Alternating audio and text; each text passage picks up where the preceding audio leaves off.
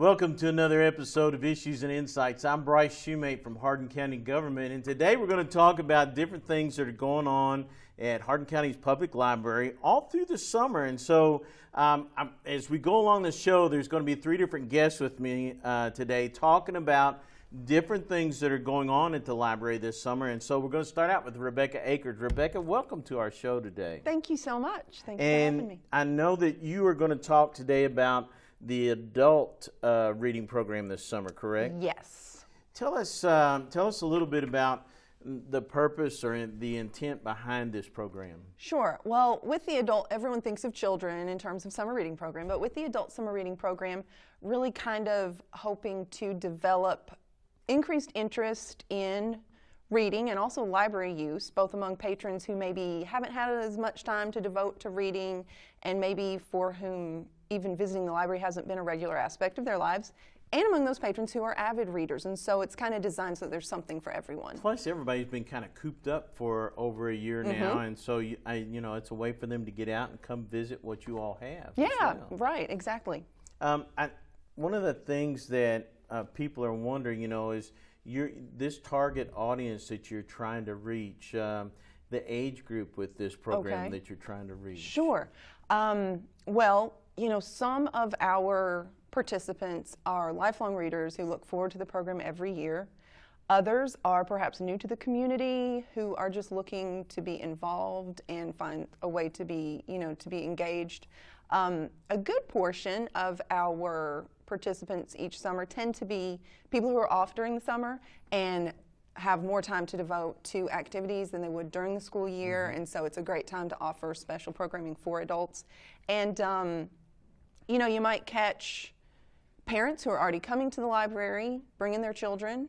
You might catch retired folks who have a little extra leisure time, time for leisure activities, and hopefully even some busy singles who are just looking for something new. And anyone 18 and over is welcome to participate. Well, and you've got young people that may be like out of school waiting to go to college. Right. And may need to pick up on some reading for some different reports that they may have this summer.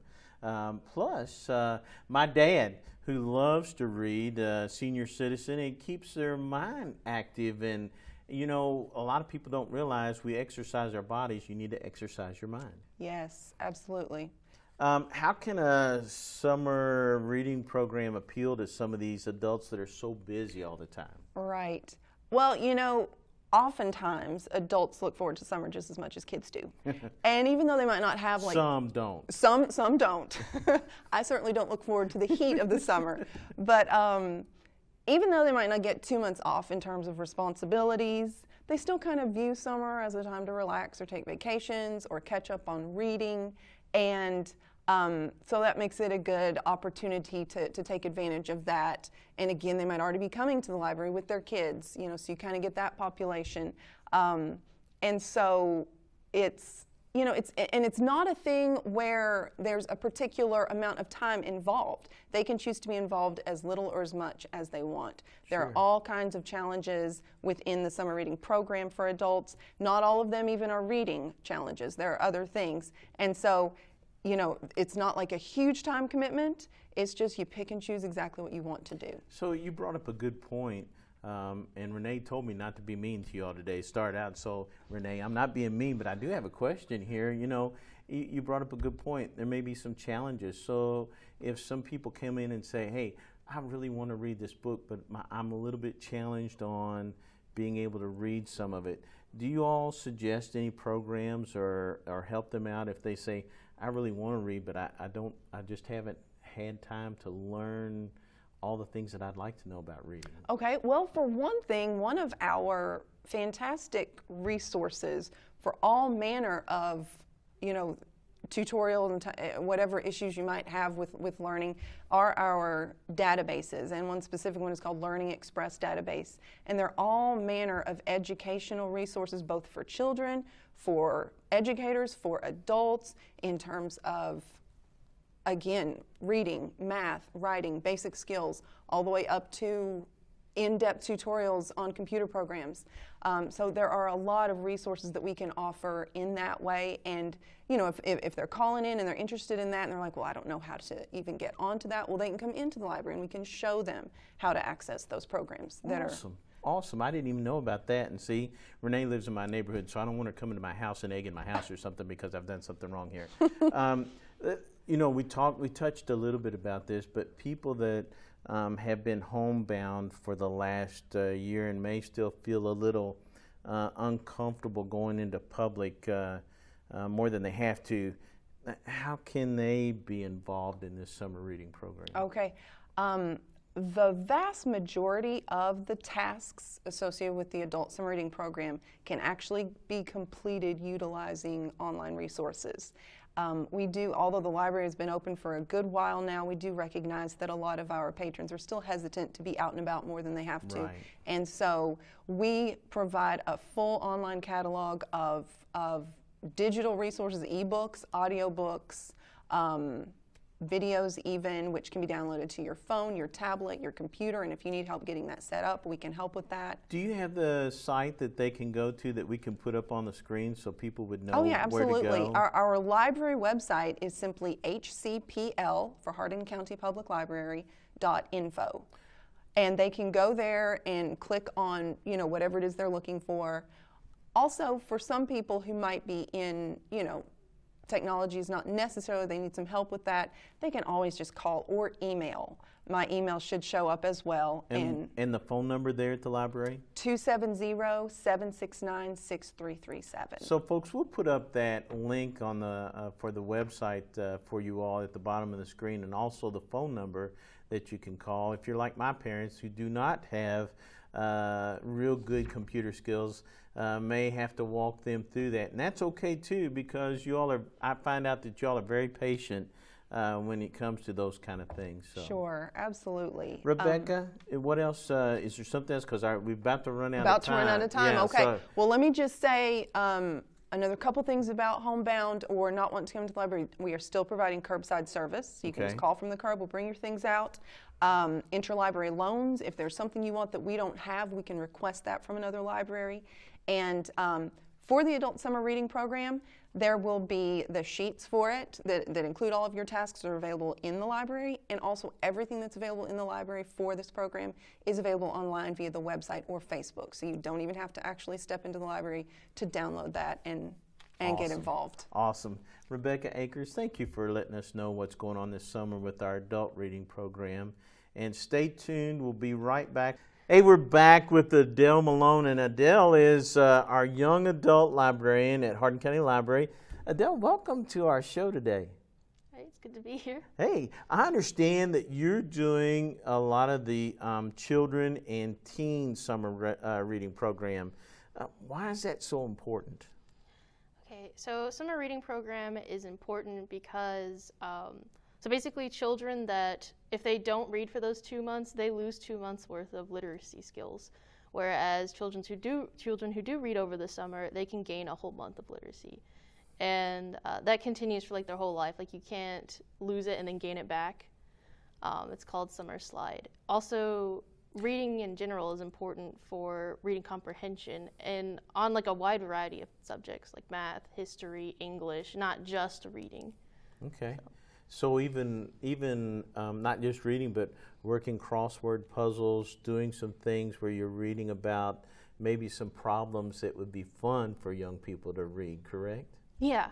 Even audiobooks helps. If they really don't want to read to themselves, if they want somebody to read to them, even audiobooks can help. So do you ever like suggest different topics? Like if a parent came in and said, hey, I really want to keep my child's brain exercised through the summer so they don't have the summer slide. I had never heard that before. That's cool. I don't want them to have that summer slide. Do you recommend different books for them to read as well? I've never had someone just say, just for summer in particular. Usually people come in and they'll say, okay, my child is interested in these certain topics. Like the other day I had a mom come in and say, do you have any books for 2-year-olds on construction workers? And surprisingly, we have like 20 books about specifically construction work sites. That's awesome. Bob the Builder, right? I mean, Yeah. yeah. Or you might have some parents that say, okay, my child is an advanced reader, but they're not ready for, say, the young adult section because they're still 11. Do you have books that are still challenging enough for them but don't have content that they're not ready to consume yet? So do you have like a theme for this summer for your reading program? This year it's Tails and Tales, so it's animal themed. So any animal with a tail. So all of our programs are based off animals. As long as it's not a tattletale, it's okay, right? Yeah. Okay, all right. So community reading goal and prize if it's met. What's that? Tell me what that's all about. Okay, so for our summer reading challenge, it's adding up to, if everybody reads, equal to 150,000 minutes this summer, which sounds like a lot, but it's really not. It's a lot easier. That would seem like a lot to me. Well, each child is encouraged to read 900 minutes over the summer. That equals about 50 minutes a day. And so each level, they can get like a small prize, and then at the end, they can pick out maybe raffle tickets or book bucks to earn a much larger prize. Like, for example, we are getting bikes as a prizes from the Sicilian Bank. Wow. Things like that, along with, let's see what other prizes. Gift cards, t-shirts, toys, books, all kinds of different prizes. Some are also donated by library staff as well. Very cool. So you have different programs going on throughout the summer, just it depends on age groups? Yes. Okay. So there's going to be some programs that are all ages. They're weekly programs throughout June and July. One that's all ages is Read to Rocky. So basically the head of the youth department, she's not here, so I'm relaying that information from her. But she has a dog named Rocky, and she's going to bring him in and have like a little fenced-in area where any kid of any age can come in and read to them. Cool. We do that at the animal shelter, or we did before COVID, hit us. But yeah, that's awesome. Yeah, because kids, they don't have to feel like they're being judged for reading to an animal. So. And it's amazing how much the animal calms down and literally pays attention to that young person reading to them. We noticed that at the animal shelter. We had animals that were pacing back and forth the cage or missed their owner, that had dropped them off. And when the young people came in and started reading to them, that animal would literally come over and sit down in front of them and listen to them read. It was very cool. I feel like they can sense that if you're stressed out, they're like coming over there. Yes. So you also have something going on that says Girls Who Code. It's a 10-week program. Tell us what that is. So that one's for teenagers, so 13 to 18 years old, and it is a 10-week program we're going to do in Wednesdays, June and July, and it's meant to teach coding and digital literacy skills. It's geared towards girls because it says that there is kind of a gender gap in coding. It's one of the fastest growing and highest paying jobs. In the IT world, correct? Yeah, anything involving coding, anything involving computers, but they were saying that there's only about 4% of women who work in it. So the founder of it said, well, why is this the case? And so she created this program that's geared towards girls, but the library is open to anybody. So. And this is a wide open field, like you said right now. It's a very much in demand field, true? Yep. I mean, designing apps, video games, almost anything that works with computers, you use code in. Awesome. What is the story walk? Can you tell us what your story walk is? Okay, so we set up our story walk for the first time in April. We're changing the story in June. So basically, we have signs set up around the library. It starts at the left side and you walk all the way around, and each part of it is a different page of a book. So that way it promotes children being physically active and healthy, and they can read, and it ends at our sound garden. So the book in June is this book. It's called Bunnies on the Bus. So that'll be our new book, and it's an award-winning artist. So my degree's in horticulture. Tell me what a sound garden is, because when I heard that garden, I perked up. Basically, the building that's neighbored with us came together with the library, and we built a sound garden. So some of it kind of has like a flower theme to it, but basically it's different instruments that kids can play on. Awesome. awesome. So how do you register for all these events? So on our little booklet that has all of our programs listed in it, there is a QR code, or you can follow the website form. And you can either scan that with your phone or just go to the form link, and you basically just type in your information and it registers you for all these different events. And folks, we'll put that at the bottom of the screen so that you all can follow that and see the link to go to so that you can register to that. Adele, you've given us a lot of information, and see, time went by real fast. You really did a great job. So thank you for joining us, and we look forward to seeing those programs that you've got going on to keep our young people entertained for the summer. Stay tuned. We've got another person that's coming up from the library, and I believe that's Sharon Lee that's going to be up next. Welcome back to our show. We have Sharon Lee, and I know you all are thinking, wow, we didn't really realize that there was that many people at the Hardin County Library, and this is just a touch of the folks that are at the Hardin County Library that are there to help you out and to schedule programming. And Sharon, you are working with the outreach program, correct? Yes, that's right.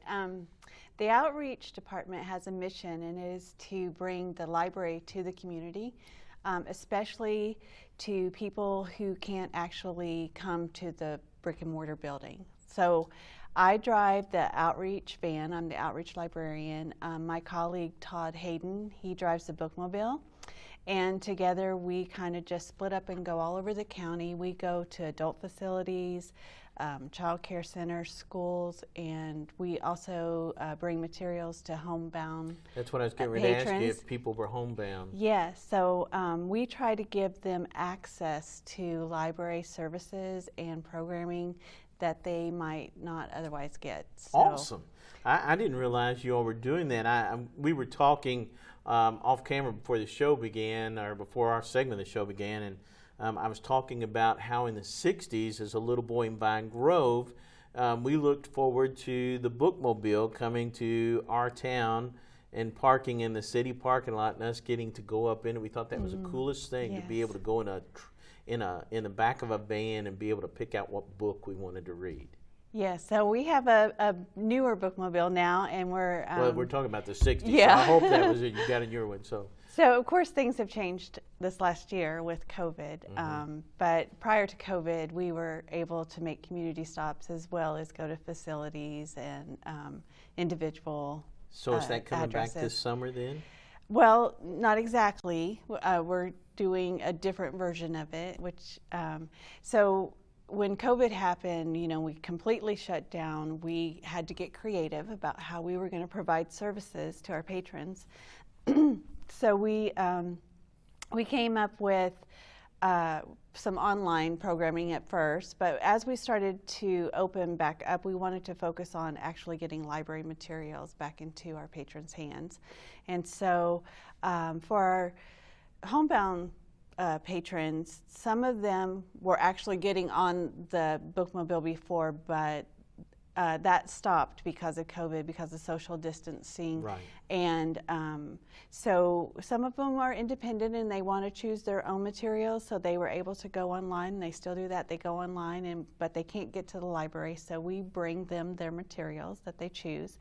We have other patrons who just prefer for us to select the materials for them, so that works out well. What if a person doesn't have a computer and they want to pick some choices of their own, or ask you about picking something, and they're homebound and they just don't have the internet to be able to do this? What would they do? Well, they can call the library, or sometimes they might have an advocate that calls the library for them, and we just kind of ask them some questions that give us an idea of what their preferences are, and we do our best to try to get material. Sometimes it's trial and error until we can get what they really want, but they give us a lot of feedback. They're not shy about that. So in doing that, the number that they would call would be? It's 270-769-6337. And folks, we'll put that down at the bottom of the screen so that you all can pick up on that, because one of the other things we see is we may have some folks that are homebound that have either had a stroke or they have some disabilities that they're not able to read. Do you also have audio books that are available to be able to send out or take out to those homebound We folks? do. We absolutely do. And we also have through the state library, KDLA, you can sign up for the talking book library, and they provide you with a listening machine, and they will. You get, I guess the patron gets like a catalog, and they select titles, and they get sent to them in the mail. But we also supplement those with tapes of our own that we provide for the patron. We also tried to get materials to the child care centers in the area because a lot of them don't have their own extensive libraries. Right. And we have 2 programs. One is called the Book Box program, and we provide boxes of books every month. Well, actually, it's every 2 weeks now. Excuse me. And we will provide like 25 books of child and age developmentally appropriate materials for them. But if they want specific titles or maybe a certain topic or subject or age level or whatever, they can put in a request, and we will bring them what we call teacher totes and for them to use in their classrooms. So we're very flexible. We're all about trying to meet their needs and what they want. So as far as the bookmobile going out and being in the different communities, when that starts to come back, will you all notify us so that we can get that out? Yes, we can do that. Yes, so we can do that. I know there's a lot of people that are, I'm sure, anxious to see that Yeah, again. we're still kind of playing it by ear. We have to watch the numbers and see how they go. But we're hoping by fall that we can get it back up and going again. But in the meantime, we're being creative, and that kind of leads us to summer. So what we're going to do this summer is we are adding pop-up libraries to our schedule. So we're going to keep on doing the deliveries like we've been doing, but we're going to be popping up at different places from starting in June 14th through July 29th. We will be popping up at Freeman Lake, at the Hardin County Farmers Market, at the Colvin Center in Radcliffe, and then at a few of our daycares. And what we're going to do is, because we still can't open up the bookmobile, we're going to take a sampling of the library and we're going to set it up in the open air so that we can practice, social distancing and still have safety. We'll have carts of books and tables with displays. People can come and browse the collection. They can also check out books if they want to and return books there if they'd like. If they don't have library cards and would like one, adults can bring a picture ID with a current Hardin County address on it, and they can get library cards for themselves and their dependents. And folks, we're going to put that down on your screen, this slide, so that you all can see June through July, what dates and times that they'll be at Freeman Lake, the Farmers Market here in Elizabethtown, and Colvin Community Center in Radcliffe. So we're going to put that up on the screen so you all can see when those dates are. Yes, we're just going to take a break right in the middle for 4th of July week, but we will have 3 weeks in June and 3 weeks in July. In addition to having books to browse and check out, and we're going to set up little reading areas, we're also going to have activities for the children. Cool. We're going to concentrate on motor skills for them that actually support learning and support learning to read, especially. We're going so they don't get that summer slide. That's that right. Mr. That's very important. That's very important in developing early literacy skills also in the little ones. We're going to have story times. We're going to have some make and take projects that they can, or take and make. I guess they could make it there if they want to, but they could take it home and make it. Just some simple projects for them. Awesome. So and then of course we're going to have our own version of Tales and Tales, summer reading, and we're going to let people read and record their reading on reading logs like this one, and if they read, they have chances to win.